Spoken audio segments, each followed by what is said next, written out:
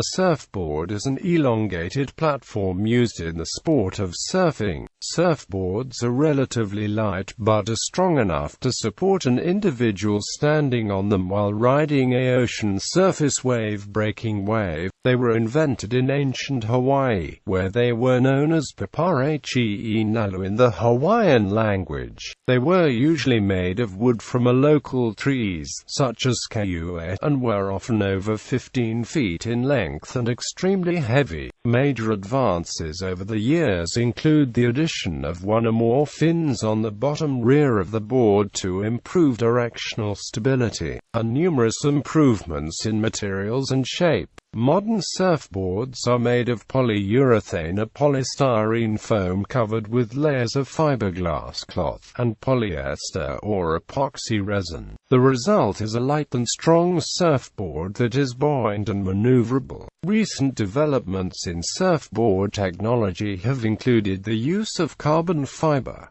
Each year, approximately 400,000 surfboards are manufactured. Parts bottom the surface of the board that rests on the water, usually concave but sometimes convex. Concave modern surfboards often contain multiple contours on the bottom of the board, termed concaves. These concaves have different uses and vary among different types of surfboards. Most concaves on the modern shortboard begin about 12 inches back from the nose of the board on the bottom and then carry out through the middle to the tail of the surfboard. The purpose of concave is to direct water through the fins of the surfboard. Surfboard shapers sometimes experiment with concaves to create different drive and response characteristics on each individual surfboard. Convex. Some older and more traditional surfboards, along with many modern boards that take inspiration from these older boards, utilize a convex rather than concave design on the bottom of the surfboard. These boards display more water and sit lower in the wave than a surfboard with a concave bottom. Deck. The deck is the surface of the board that the surface stands on. Surf wax is applied to this surface. Wax comes in different degrees of hardness, allowing its application in differing water temperature. Fins. The surfboard fin is a stabilizing rudder fixed to the rear of the surfboard to prevent it from sliding sideways. In the early days, surfers would stabilize the board by hanging the toes of the back foot over the edge of the board and would steer by putting the foot in the water. The American surfer Tom Blake was the first to experiment with adding a fin to a surfboard, fastening the keel from an old speedboat to a surfboard in 1935. About 1 or 2 years later, Woody "Spider" Brown independently developed a similar design, but Brown himself gave Blake precedence. About 36 or 37, somewhere in there, about the same time. But I didn't know anything about and his experiments with adding fins to surfboards. See, we were all separated out. I was in San Diego and he was in LA, way up there.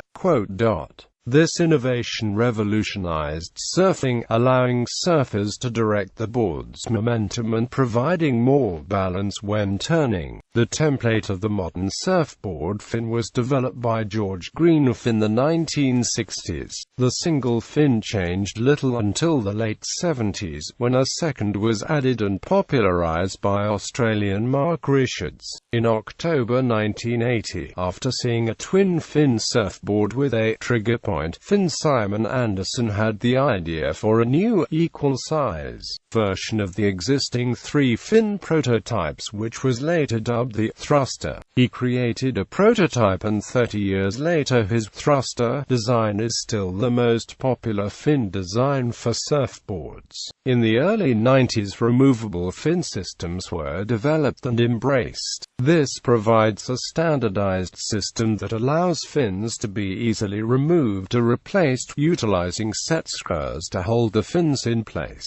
These systems provided surfers with the ability to alter the riding characteristics of a surfboard, by changing the size and shape of fins used. This innovation opened the market to a range of fin designs, including single-foiled fins, concave inside surfaces, and curved fins. Another variation of fin was later designed in the time frame known as the sole fin, of sleek bendable attachment. Tunnel fins were invented in the 60s by Richard Dees, and were found on longboards by multiple manufacturers of that era, including Dewey Weber. Bob Bolin, a.k.a. the Greek, patented the turbo tunnel in the late 1990s. Since the mid-90s, half-tunnel fins have mainly been used on very long hollow wooden surfboards, mainly surfed by Roy Stewart. Bullet fins were invented in the 2005 by Ron Pettibone to increase surfboard hull planing and rail-to-rail transition speed. The patent-pending fins are based on 50 years of hydrodynamic research on the bulbous bow hull design. Just as with the bow of a ship, the traditional surfboard fin creates a wave as it displaces the water in its path. The resulting turbulence places drag on the surfboard. The bulb of the bullet fin reduces this drag by creating a new fin wave in front of the original wave. This new bulb wave is designed to be nearly 180 degrees out of phase with the original fin wave to subtract its turbulence, thus reducing fin drag. Winged fins are another type of surfboard fin, the genesis of which was America's Cup sailboat design. The starfin was designed in the 1980s by the America's Cup yacht designer Ben Lexon, who had designed the winged keel for the America's Cup boat. Australia too. The small thruster-sized fin, the Red Tip 3D, is manufactured by FCS. Fins with winglets, tiny wings, were invented in 2005. The purpose of winglets, as in airplane design, is to increase lift while reducing drag, by reducing the fin tip vortex.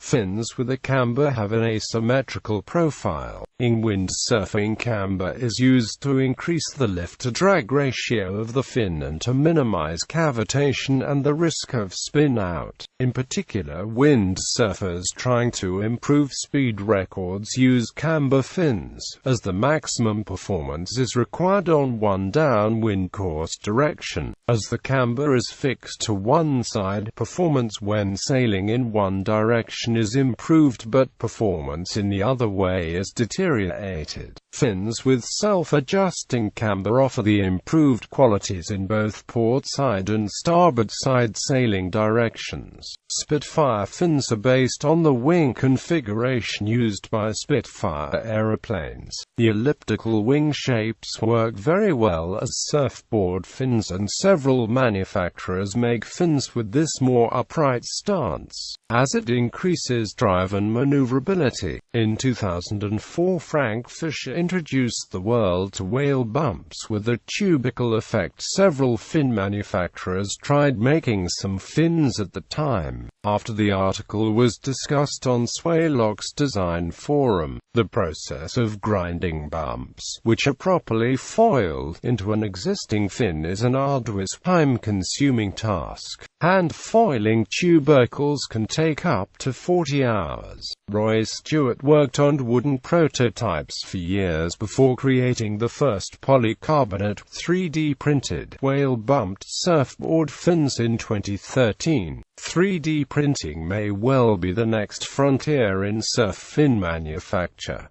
Thrusters and tri-fins. The tri-fins design attempts to incorporate the glide of a longboard and the performance of a shortboard into a single layout. The additional fins ensure that even what riding down the line, two, or at least one, vertical control surface is in black water allows riders better turning capabilities. In a thruster, the symmetric, usually larger, single center fin is flanked by twin twin asymmetric cambered fins. The camber is angled front in and top in, directing energy from the incoming wave to lift the board and straighten it, not dissimilar from the force vectoring provided by the geometry of a rocket's nozzle. Quad. Quad. 4 fins, typically arranged as 2 pairs of thrusters in wing formation, which are quick down the line but tend to lose energy through turns. The energy is lost as the board goes up the wave because the fins are now vectoring energy from the oncoming water toward the back of the board. Bleeding speed. Nubster created by professional surfer Sean Mattison as a rear stabilization fin. Dubbed a guitar pick, the Nubster was designed to be used as a 5th fin. The Nubster helped professional surfer Kelly Slater win contests in New York and Portugal in 2011. Leash. A surfboard leash. A leg rope is the cord that attaches a surfboard to the surfer. It prevents the surfboard from being swept away by waves and stops runaway surfboards from hitting other surfers and swimmers. Modern leashes comprise a urethane cord where one end has a band with a Velcro strap attached to the surfer's trailing foot, and the opposite has a Velcro strap attached to the tail end of the surfboard. Prior to leashes' introduction in 1971, surfers who fell off the boards had to swim to retrieve them, with runaway boards being an inconvenience to the surfer and a danger to other surfers. Santa Cruz resident Pat O'Neill is credited with popularizing the surf leash. His initial designs consisted of surgical cord attached to a board with a suction cup. At the 1971 Malibu International Surfing Competition, Pat offered leashes to his competitors in the event. Consequently, he was disqualified from the event for wearing his leash, dubbed a kook cord by those at the event. However, over the next year, the leash became a ubiquitous tool in the surfing world. Jack O'Neill lost his left eye in a surf leash accident as the surgical tubing used in the early designs allowed the leash to overstretch, causing the surfboard to fly back towards the surfer. Subsequent cords were made with less elastic materials such as bungee cords. Ultimately, urethane was the material of choice for leashes. The urethane design was patented by David Hattrick. However, he built the prototype in 1972 while surfing an isolated surf break called Cactus in the Great Australian Bight. Necessity was the mother of invention, as one of the largest breeding grounds for white pointer sharks was nearby. He then settled in the Margaret River area of Western Australia, initially making leg ropes of this design for surfing friends. Later in the 70s, he established Pipeline Surfing products and developed a design that could be patented. This design also won an Australian Design Award in 1979. Leashes are still the source of some contention in surfing today, as, although they are now accepted as mandatory equipment for shortboarders, many longboarders refuse to wear them, claiming it interferes with their ability to walk up and down the board. At crowded surf spots with large waves, it is argued that the freedom of not wearing a leash is secondary to the safety of others. Leash cup, also known as a leash plug, is an indentation in the deck of the board close to the tail that contains a small metal bar that a short cord can be girth hitched to for. Attaching a leash knows the front tip of the board. This can be pointed around it and can be made with a steep incline or a gentle one. Tail. The shape of the tail affects how a board responds. Tail shapes vary from square, pin, squash, swallow, diamond, and so on, each one in turn having its own family of smaller variants. Traction pad. Surfboard traction pads, deck grips, tail pads. There are several names for this piece of foam applied to the top of a surfboard to increase the grip and allow surfers to have more control and perform more high-performance maneuvers. Traction pads are used on both shortboards and longboards, usually applied to the tail area of a surfboard. There are several brands of surfboard traction pads on the market, but the most popular brands include Hawaiian, ProLite, OAM and Famous. Rails. The edges of the board. A rounded rail is called soft, while a more squared-off rail is called hard, and rails that are in between are termed 50/50ths. Larger, fuller rails contain a greater volume of foam, giving the board increased buoyancy along the edge, while sharper, narrower rails have less volume, making the board easier to sink and lean on edge. While riding down the line, one rail is always in the water while the other is suspended freely in the air. Turns are largely a matter of transitioning from rail to tail and over to the contralateral rail. Rocker. This refers to the vertical curve of the board between nose and tail. Rockers may be described as either heavy or relaxed and may be either continuous or staged. The nose rocker, or flip, is the curve between the front tip and the middle or flattest portion of the board, and the tail rocker, a kick, is that between the tail and the middle flattest portion. An increase in flip helps keep the board from purling. Larger boards often require a greater flip. A larger kick adds maneuverability and lift to the tail at speed and provides tail sensitivity in critical turns. More relaxed rockers help the board to handle better on flatter sections of water, while heavy rockers increase the board's overall form drag but also give true lift when reaching planing speed and have a smaller turning radius. The board's rails and deck may also be referred to as having rocker. A board with a V-shaped tail, for example, has had the lower outer portion of its rear rails reduced, increasing its tail rail rocker. Having a flat, even deck rocker will increase a board's flexibility, while a convex deck rocker creates a board that is thicker along the board stringer and stiffer in the water. Stringer. In board design, the stringer is a board's central plane of reflection down the middle of its deck and its keel. In construction, the stringer can have no special parts, or can embed a stiff, thin, vertical slat, usually of wood but sometimes of carbon fiber, running from nose to tail.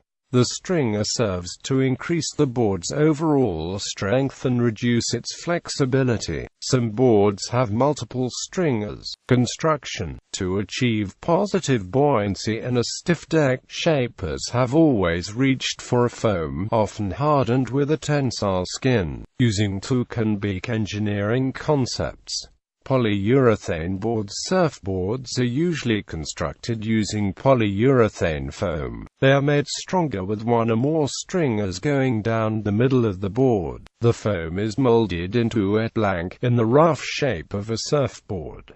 Once the blanks have been made, they are given to shapers. Shapers then cut, plane, and sand the board to its specifications. Finally, the board is covered in one or more layers of fiberglass cloth and resin. It is during this stage that the fins or boxes for removable fins are attached and the lash plug installed. Another method of making boards is using epoxy resin and prolapse polystyrene foam instead of polyester resin and polyurethane foam. In recent years, surfboards made out of balsa and a polystyrene core are becoming more popular. Even solid balsa surfboards are available. Although foam boards are usually shaped by hand, the use of machines to shape them has become increasingly popular. Vacuum forming and modern sandwich construction techniques borrowed from other industries have also become common. Many surfers have switched to riding sandwich construction epoxy boards, which have become especially popular with beginner surfers as they provide a durable, inexpensive, entry-level board. Balsa boards. The Ochroma pyramidale wood surfboard history originates in the Hawaiians, and the wood leads surfing's landfall on the U.S. West Coast in the 1940s. Being light and strong, balsa wood was long considered a perfect material for surfboards. Shapers could not use this fragile wood to make entire surfboards until after World War II, when fiberglass skins were invented. Balsa wood boards are lighter, more buoyant and easier to handle than other boards. These boards have some disadvantages, however, they are not as sturdy as solid redwood boards. Hollow wooden boards. Hollow wooden surfboards are made of wood and epoxy or oil, and are a reversion to using wood after the foam became dominant in the 1950s. Hollow wooden surfboards specifically have no foam in their construction. Various construction methods are used to hollow the inside of the surfboard and lighten the weight of the completed board. Generally, a hollow wood surfboard is 30% to 300% heavier than a standard foam and resin surfboard. The main inspiration, apart from beauty, is that this is a more environmentally friendly method of construction which uses fast-growing plantation wood such as paulownia, cedar, spruce, redwood, and, of course, balsa. The current construction methods descend from the 1930s Tom Blake paddleboarding method, which favors a central stringer with individually shaped transverse ribs covered with the skin and rails. A modern interpretation of Tom Blake's work is the perimeter stringer method used by some manufacturers, utilizing laminated rails as stringers connected with a series of plywood ribs. This skeleton is then sheathed with 5 mm thick wood strips, creating a fast hollow board with good flex properties. The parallel profile system was developed from cold-molded boat building, and uses at least 4 layers of material laminated over a male mold into a curved blank, including enough wood for rails, which are then shaped. The chambering method follows a system in which planks of paulownia wood are selected and the rocker of the board is cut into each. The planks are then chambered to reduce weight and then bonded together to form a hollow or chambered blank.